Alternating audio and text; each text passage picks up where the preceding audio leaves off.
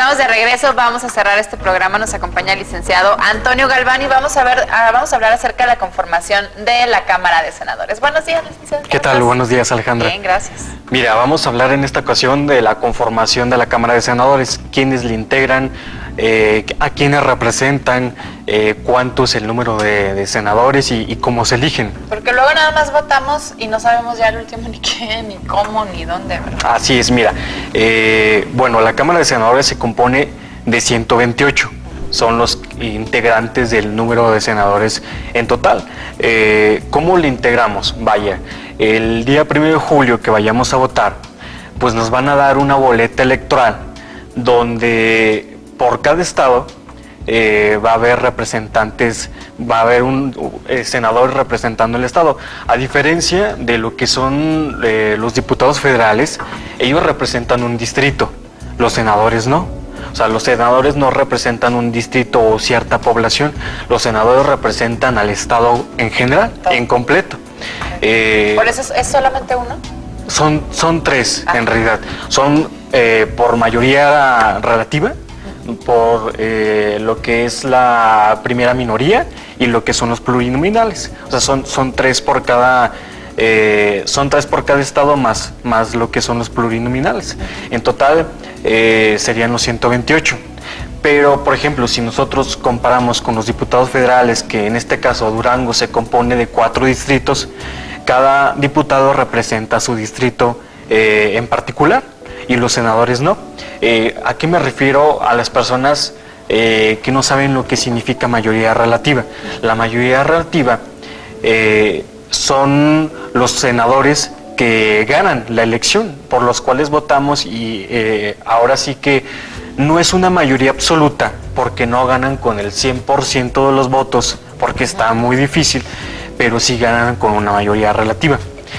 Si nosotros nos damos cuenta o si escuchamos, vemos por los medios, nos hablan de fórmulas.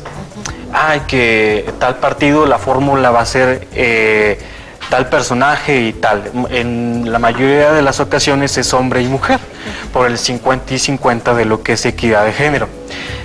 Por ejemplo, en lo particular en Durango, siempre vemos que son ciertos partidos políticos los que se disputan el primero o segundo lugar. Entonces, por ejemplo, aquí en Durango, lo que es el Frente, ahorita están contendiendo lo que es el doctor José Ramón Enríquez y Pati Flores, que es una fórmula. Ellos componen una fórmula. La otra fórmula, por lo que es el PRI y otros partidos coligados, como es el Verde Nueva Alianza, lo componen el licenciado Ricardo López Pescador y Rocío Rebollo. Y la otra fórmula que está en competencia ahí, que es por Morena y PT y Encuentro Social, lo es Gonzalo, y creo que la otra fórmula, su otra compañera está por definirse. Entonces son 3 fórmulas ahí. Entonces, lo que es la mayoría relativa, entrarían los dos. O sea, nosotros no podemos votar, yo quiero este senador, pero yo quiero el otro del otro partido. No, o sea, nosotros vamos a votar por un partido, no por uno, a diferencia de cuando votamos por diputados locales, pues voto por y el presidente, es una sola persona. Pero cuando vayamos a votar el 1 de julio, vamos a votar por una fórmula en particular. Entonces, entran los dos primeros que ganan. Y la primera minoría, ¿qué significa? La primera minoría entra el segundo lugar, pero entra en la primera fórmula, o sea, el que está en primera posición del segundo lugar. O sea, por ejemplo, que gane el PRI en segundo lugar, que quede el PRI en segundo lugar, por ejemplo, entraría el que está en primera posición, que es en este caso Ricardo López Pescador. Por eso muchas veces las que quedan en segundo lugar, por cada fórmula le tienen que echar más ganas, ¿no? Para hacer que gane su partido y que también entre en ellos, o sea, la fórmula completa.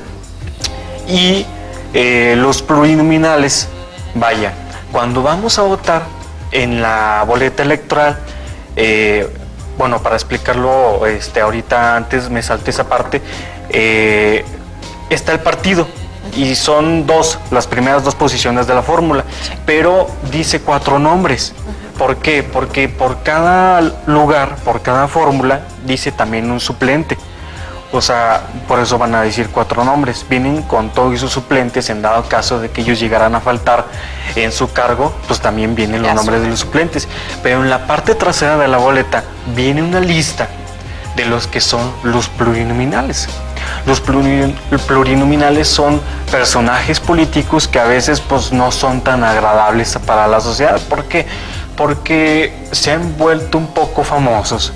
Porque en este caso hemos visto últimamente a personajes como Carmelita Salinas, como personajes que a lo mejor se han vuelto en temas de corrupción, a lo mejor lo que es Romero de Champs, que es el líder sindical de lo que es Petróleos Mexicanos, que vaya, está envuelto ahí en temas de corrupción, y personajes que muchas veces no tienen ni siquiera la capacidad académica, intelectual como para desempeñar un cargo como lo que es un senador.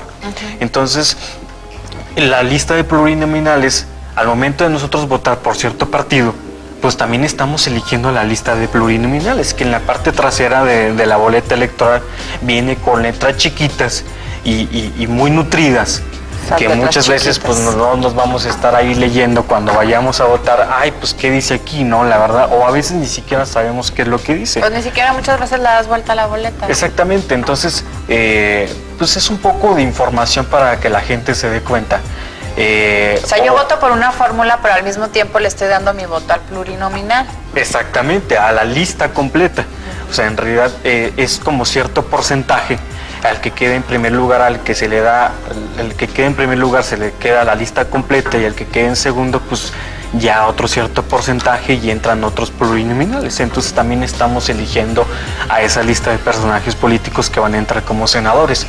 En realidad son 64 senadores por mayoría relativa, 32 por la vía de minoría, que son los que quedan en segundo lugar, y otros 32 que van por la vía plurinominal. Perfecto, esto es para elegirlos. Y ya estando ahí en el Senado, ¿cómo se acomodan? Vaya, allí ya estando en el Senado, pues se acomodan por diferentes bancadas, por cada, a veces por cada partido. En este caso, como están haciendo coaliciones o alianzas, pues también ahí se conforman. Obviamente, quien llegue como presidente de la República, si llega a tener una mayoría tanto en el Congreso de la Unión como en la Cámara de Senadores, pues va a tener cierta ventaja para las iniciativas que mande a las dos cámaras, pues va a tener un camino pues más fácil. Pero desde el año 94 a la fecha hemos tenido una democracia donde ha sido que el presidente de la República tiene que hacer consensos y negociaciones con las diferentes cámaras y partidos políticos. Para algunas veces se le aprueba, algunas otras veces pues no se le aprueba todo lo que manda ahí a las dos cámaras con las iniciativas.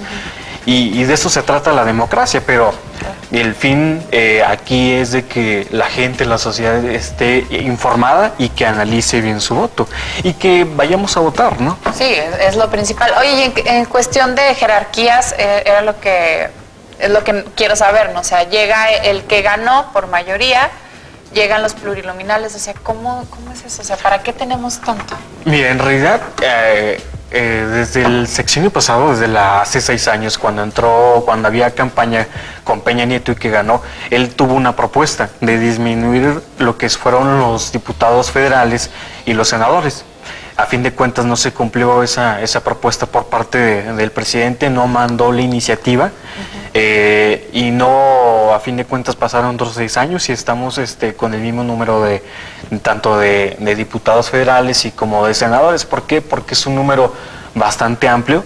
Lo ideal sería que se disminuyeran, a lo mejor no que se eliminaran los plurinominales, pero que sí se disminuyera una gran parte. ¿Por qué? Porque es un gasto enorme. ¿Para qué tener tantos cuando ahorita el país pues está en una severa crisis económica, social, que requiere un presupuesto pues a lo mejor para ciertos temas educativos, escuelas, hospitales, diferentes cosas que a lo mejor ahorita no está como para tener tantos senadores o tantos diputados, y que a lo mejor no ahorita por lo que me comentas tú, la pregunta de si tienen mayor jerarquía unos u otros, pues en realidad no lo hay. O sea, a lo mejor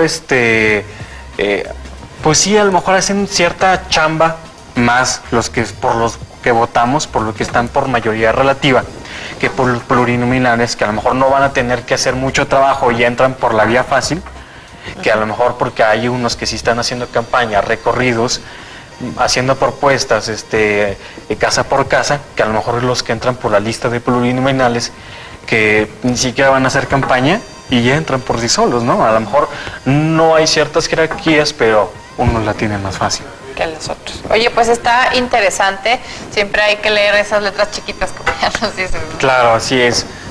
Toño, ¿dónde te podemos encontrar para cualquier asesoría? Bueno, ahí están apareciendo las redes sociales, igual me encuentran en Facebook,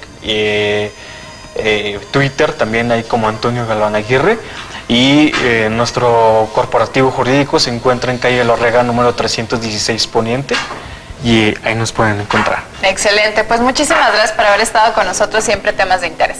Muchísimas gracias. Toño. Vamos con Becker, ya se nos acabó el tiempo.